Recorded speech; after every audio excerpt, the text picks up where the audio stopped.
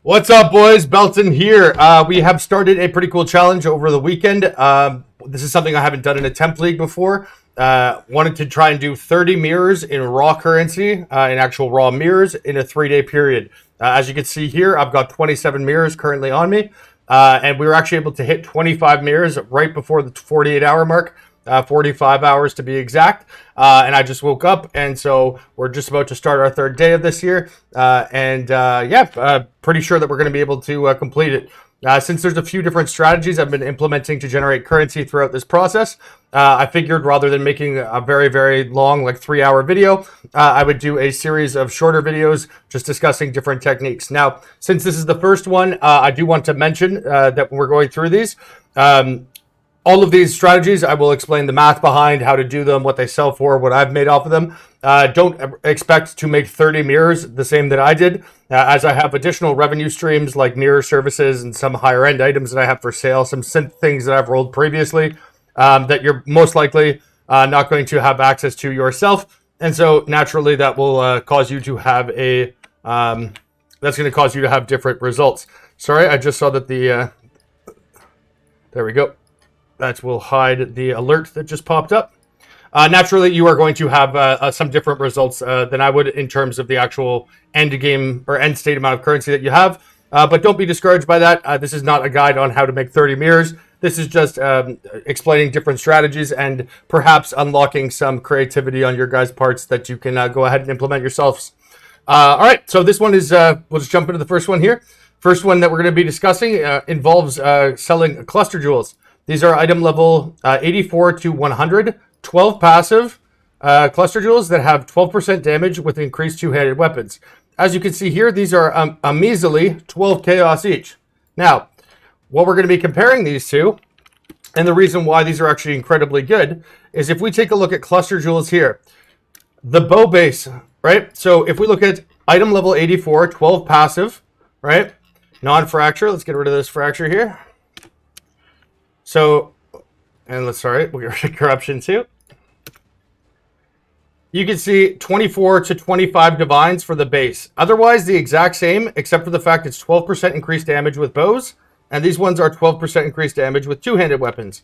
Now, the funny thing is, a bow is still a two-handed weapon. So, if we use one of these ones instead of one of those ones, there's literally zero difference to a bow build, except for the fact that you lose the damage over time. Since predominantly most people who are using bows are doing, in particular this league, are doing tornado shot or lightning arrow and are doing so usually with magic find. In some cases it's with Omni, but largely it's with MF. They are not going to need the damage over time. Now, caustic arrow, different story, but I think that has decreased popularity as the league has progressed here. So the major people that would be using this would be Omni-based ones, but in general, it doesn't actually particularly matter since we're not going to be doing a deep dive on the crafting end of these. We're going to basically be looking to just kind of factory setting sale these to people who then want to further craft them. I don't know if this video will have any kind of impact on the supply side of the market for the item level 84 to 100 12 passives, but at the time of recording, as you can see, there are plenty of them that are less than a divine each. So literally 1/25 the cost of the bow ones with the same effect. And what's also additionally cool is that they can have the exact same mod. So if you're getting a 12 passive bow cluster and you're playing an Omni build, what you would typically want to have on there for a perfect one would be 35% increased effect, tier 1 life, or tier 1 damage. Those would be your two prefixes. And then for your suffixes, you'd have either, if you're playing Omni, you might get 8 strength or 8 dex or 8 int. Or you might go for a T1 Chaos Res, and for any version of it, regardless if it's Omni or not, you're going to want to get the 3% attack speed. Because with the 3% attack speed, when it's being scaled by the 35% increased effect, that actually goes up to 4% attack speed, right? And since it's 12 passives, that means that 10 of them are just going to have the impact of the jewels themselves, and then 2 of them are going to be sockets, or two of them are going to be jewel sockets, right? So that means that for 10 points, you can get 40% attack speed just from that point by itself, right? Then if you have 10 life, the 10 life goes up to 13 life. So that's 130 flat life. And if you get eight Omni, let's say that would go to 10 Omni, well, which would be the 10 Omni, so you'd be getting 100 Omni. Or if you're going with Chaos Res, I believe a tier 1 Chaos Res roll is 5, might be 6. But I think it's actually 6 maybe. And it's 8, you should be getting 80 Chaos Res or whatever. Anyways, it's incredibly point efficient. And the point of this video is, you can use these as an alternative to the bow clusters, and they're literally one fraction of the cost. But we're also going to show you what I specifically was doing outside of their functional use case to actually profit off of them. And so, as I mentioned, though, the major things that you want to focus on here are the 3% attack speed is incredibly important because that scales up to 4%, right? Which is super point efficient. And obviously the 35% increased effect, which is why you need to have them item level 84, since item level 84 is required for the 3% or the 35% increased effect of the passive skills. And so what we're going to be doing here, after buying them, as you can see, each one of these I have lined up. And so this one's got 35 ink effect, 35 ink effect, 3% attack speed. Each one of the ones I have in my inventory right now has the 3% attack speed or the 35% increased effect. And then just so that the video doesn't last too long, you can see the ones that I have here. What we're going to be doing at the next stage, the first step here is just you can just chaos spam these. It takes like 25 chaos to get either the 35 ink effect or the attack speed. And so we're just going to annul now okay. So here we go. So we lost it there. So let's see how. 1, 2, 3, 4.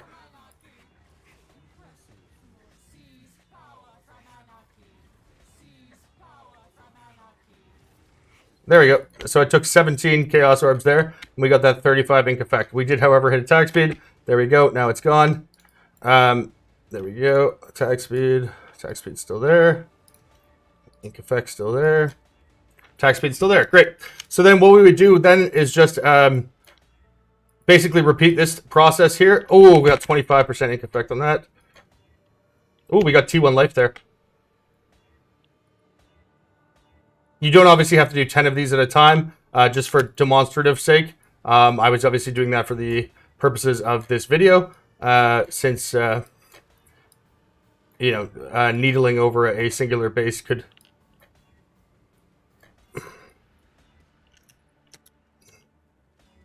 Oh, there we go. Boom. All right. And there we go. 35% increased effect, 3% attack speed. Now, as you saw, very quick process, very cheap process. You can actually sell these, and this is the first thing that you can do, right? So we already discussed the functional use case of these. You can actually sell these. So the ones that are this cheap are fractured. So if you're ever selling cluster jewels in particular, make sure you check for the non-fractured. So this guy's got some listed at 10 divs. They're normally, I was selling them at 14. You can see I've got listed at 14 here. You can sell them with just the 3% attack speed and 35% increased effect for, let's say, worst case scenario, take 10 divs, but you can usually get somewhere around 14 or 15. As you just saw there, it's not a very difficult process to get them with the 2 mods. You can even do that with alterations. Ooh, that's T1 Dex. And that's T1 ES as well. You can even do it with alterations and regals and exalts that way as well, if that's your preference. But the end goal is to get it just as we did there, with the 35% increased effect and the 3% attack speed. Now, once that's done, as I just showed you guys there, you can sell them as they are. Now, given the fact that my goals were to make 30 mirrors in 3 days, obviously making something like 5, 10, in that case, I would say your average return is probably going to be somewhere around 5 to 10 divines profit per jewel that you craft. That's a little bit too small. Like, the scalability of that is obviously a little bit too low for what my personal ambitions were, which was with mirrors actually being at they've gone skyrocketed. There are 1,090 divines each, right? So we're not going to be focusing on smaller flips like that, but I know that a lot of the viewers and you guys on YouTube in particular maybe don't have the same ambitions, so that could be a good option for you guys. For myself, and this is where we're starting to make some major money, as well as it'll probably explain why they have the high price ticket even with just those 2 mods. What we've been doing, and again, I probably made about 600 divines profit over the past couple of days. is we are going to be fracturing them now. And the reason for that is that because it has the 3% attack speed and the 35% increased effect, we effectively have a 50% chance to hit the fracture. And both of the 3% attack speed and 35% increased effect are worth roughly the same. So we miss it there. There we go. 3% attack speed fracture. 170 divines. Boom. Let's keep going.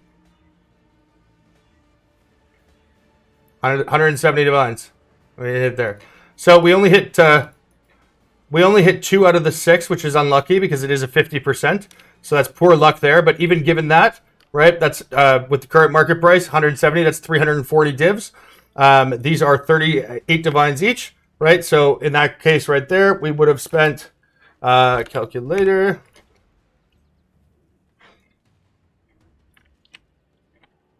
$38 times 6, 228 divs, and then it costs us maybe, let's say 4 divs on average, roughly. So 20, oops, not times 24, 228 plus 24. In that case right there, we still would have made, and then that's 340 divs, so we would have made 90 divines profit right there. Now, again, on average, we only did 6 of them, so we got on the unlucky side. Obviously, the distribution sometimes will favor you, sometimes it won't. But if we end up hitting the normal one split, which would be 3 and 3, right? It wouldn't just be 98 divine profit. It would be 98 plus 170. 268 divine profit for something that would have taken us about 30 minutes. Now, as one caveat to this, what I do suggest looking out for, because I don't want to be entirely misleading here, these are not like a hyper liquid thing, right? I wouldn't suggest making these in like large batches, like 5 or 10 at a time. For myself, typically I would just make sure that I always had one fractured 35% increased effect, and also another fractured 3% attack speed for sale at any given time. And the reason for that being that you know, in case the market gets flooded or the prices fluctuate to any high degree or any high scale, I don't want to get caught on, you know, bent over a barrel there, right? So it's a good idea, I think, to have the bases. You can actually roll the bases and just sell them as well, by the way. In the process of trying to get the 35% increased effect, it's very likely that you'll end up hitting something pretty good in the process. Like I just made this one when I was trying to prepare for the video. You can see this has 35% increased effect, T1 life, and it also has the T1 int, which would be, you know, T1 omni in most cases. Just those 3 mods together are worth 60 divines, even on this base. So that's also another route that you can potentially go through. But with respect to selling the fractures, in case the market, again, the prices adjust, or if there's a massive surge in supply, the impact of the videos that I post here to YouTube can sometimes obviously negatively impact the markets in short term.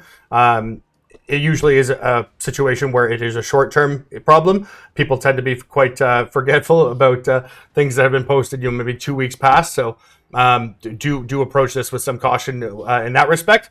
But yeah, typically I will have a 3% fractured attack speed, a 35% increased effect fracture, and then as soon as one of them sells, I just make another one. Make sure I have one for sale at any given time of those 2. And then for the other ones, as I mentioned, when they're just sitting there with the 35% increased effect and 3% attack speed in the pre-fracture state, those other ones that I have as like backups, I list those at the same time. As I showed you there, I put them for about 14 divines each, and then some of those will sell while you're waiting for the fractured ones to sell, and it just becomes one of the passive revenue sources that you can have building towards whatever your financial goals are. So that one accounted for about, I would say, 600 divines profit in the past 2 days. I'm just starting my 3rd stream right now, day 3, just starting at the moment. So I will keep you guys up to date with a couple of videos here, and certainly let you know when I hit the 30 mirror mark. But even this shorter explanation is still going to be about 15 minutes long. So I'll do a series of videos. I apologize if it floods your street or your feed. Let me know, for those of you who are watching this first sort of intro video here, if you have a preference for the next videos, because I probably have implemented about 15 or 20 different strategies. If you would like, maybe not that many, 10 to 15, let's say.